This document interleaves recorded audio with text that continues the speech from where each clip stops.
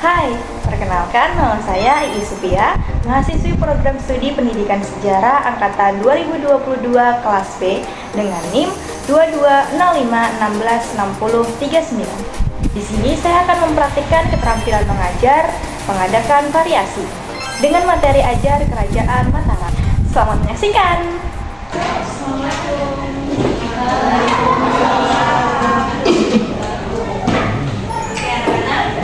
Sebelum memulai pelajaran, marilah kita berdoa terlebih dahulu.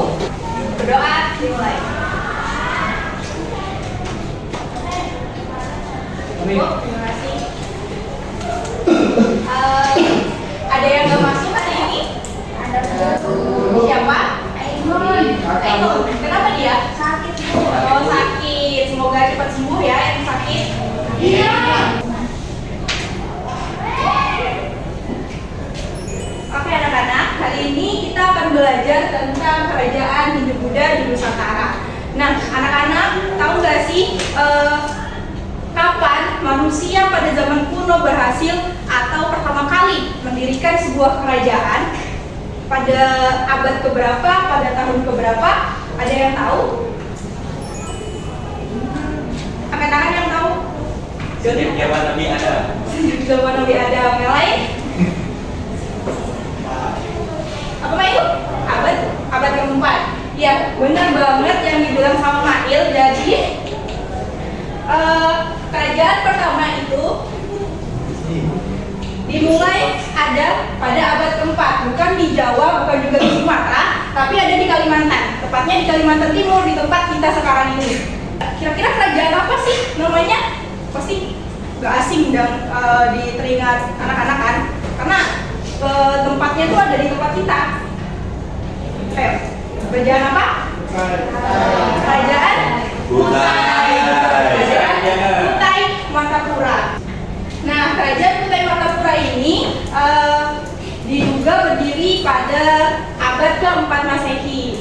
Terus ada beberapa periode nih dari kerajaan ini. Yang pertama nih, kerajaan Kutai Martapura yang ada di Muara Kabah pada abad ke-4 Masehi. Ada yang dari Muara Kabah? Mail. Bukan, kayaknya Mail dari 20 gak sih? Ya kan, Mail dari 20. Ada yang dari Muara Kabah. Nah, kemudian di tahun 1300 muncullah kerajaan lain yang bernama Kerajaan Kutai Kartanegara yang berada di Kutai Lama. Terus kerajaan Kutai Kartanegara ini berhasil mengalahkan kerajaan Martapura. Kemudian pada tahun 1635 kerajaan Kutai Kartanegara dan kerajaan Martapura melebur menjadi satu, menjadi kerajaan Kutai Kartanegara ing Martapura. Nah, seiring berkembangnya zaman, itu Islam masuk ke Indonesia, dan pada abad ke-18 kerajaan Kutai Kartanegara ing Martapura ini berubah menjadi Kesultanan Kutai Kartanegara ing Martapura. Nah, itu tadi beberapa periodenya. Kerajaan Kutai Kartanegara ini ditemukan itu berdasarkan sumber sejarah utama. Ada yang tahu sumber sejarahnya apa? Apa? Siapa? Batu Yupa. Batu Yupa. Ada lagi? Yupa. Iya, benar banget yang dibilang Doni, dibilang Nia dan teman-teman. Jadi sumber sejarah utama kerajaan Kutai Kartanegara adalah Prasasti Yupa. Nah, Prasasti Yupa ini tertulis silsilah raja-raja yang memimpin kerajaan Kutai Martapura. Kita lihat videonya dulu ya. Sumber sejarah utama mengenai kerajaan ini adalah Prasasti Yupa yang ditemukan di hulu Sungai Mahakam. Prasasti ditulis dalam bahasa Sanskerta dan aksara Palawa yang berasal dari India bagian selatan. Jenis bahasa dan aksara ini menyebar dan digunakan di Nusantara sekitar abad ke-4 hingga ke-5 Masehi. Hanya 4 dari 7 yupa berhasil ditemukan dalam kondisi cukup baik dan dapat diterjemahkan.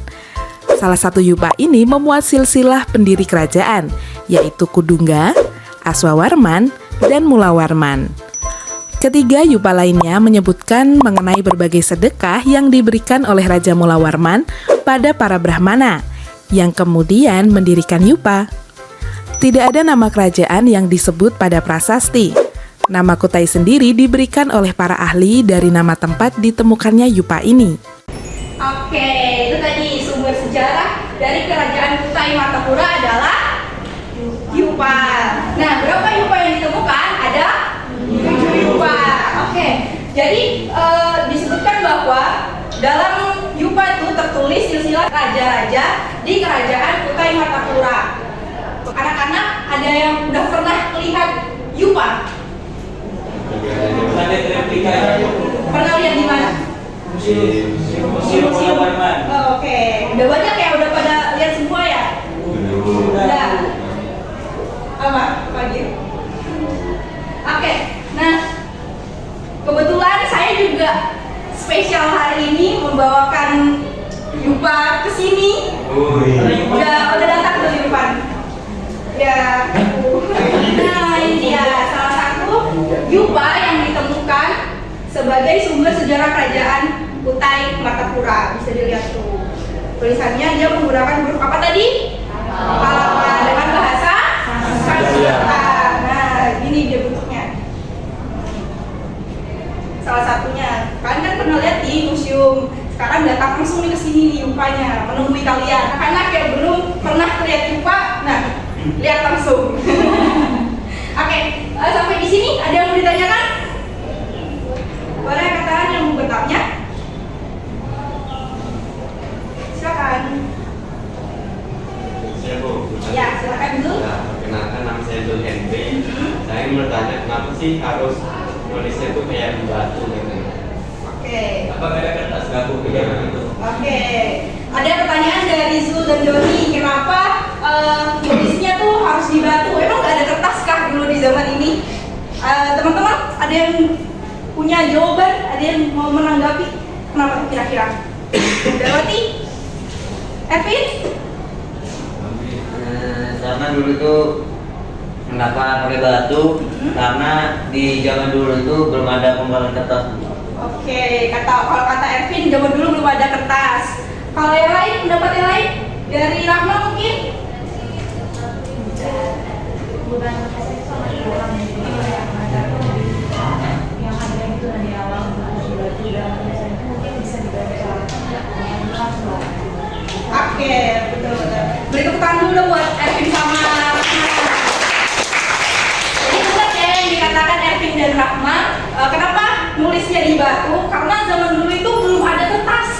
Belum ada kertas ya, belum ada kertas. Jadi mereka masih nulis di batu, belum ditemukan yang namanya kertas. Jadi ya nulisnya di batu. Mau di mana lagi, ya kan? Itu sih jawabannya. Ada lagi yang ingin bertanya? Bu, Ya, Darmi. nanti saya ingin bertanya Bu, bagaimana peran prasasti yupa dalam sejarah kerajaan Kutai Martapura?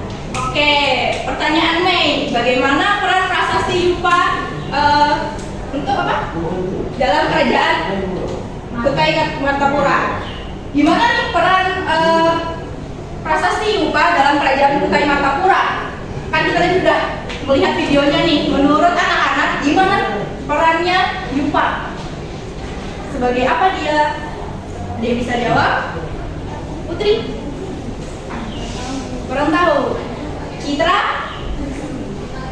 Saya Bu. Ya, Zul. Saya mau menjawab Bu. Hah? Nah, sepertinya kan di situ ada kayak silsilah raja dan juga kayak beberapa ada kekuasaan yang di situ ini. Saya rasa itu sebagai bentuk legitimasi kekuasaan. Oke. Kalau kata Zul sebagai bentuk legitimasi kekuasaan. Kalau pendapat dari yang lain, teman-teman yang lain? Agil bantu jawab. Mau sibuk sendiri. Ayo, apa jawabannya? Kosong ya? Blank ya? Yang lain dong? Yang cewek lagi? Atau siapa? Sudah belum? Gak tahu. Billy? Sebagai peringatan akan kehebatan raja-raja pada masa itu. Oke, kalau kata Billy sebagai peringatan. Nah, jadi sebenarnya peran yupa itu seperti yang dikatakan Zul dan Billy, mereka ini berperan sebagai ini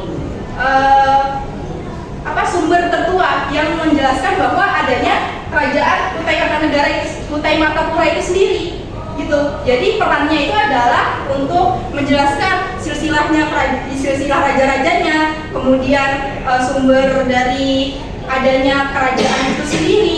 Jadi itu dia perannya, peran dari Yupa ini tadi. Itu oke. Sudah terjawab ya anak-anak? Ya. Oke, karena waktunya sudah habis, sudah siang, udah waktunya pulang, jadi kita cukupkan materi hari ini. Kita ketemu lagi di minggu depan. Sebelum pulang, kita berdoa dulu. Berdoa dipersilakan. Cukup, terima kasih. Saya pamit. Assalamualaikum warahmatullahi wabarakatuh. Waalaikumsalam warahmatullahi wabarakatuh. Nah, itu tadi video dari saya. Terima kasih telah menonton. Dadah.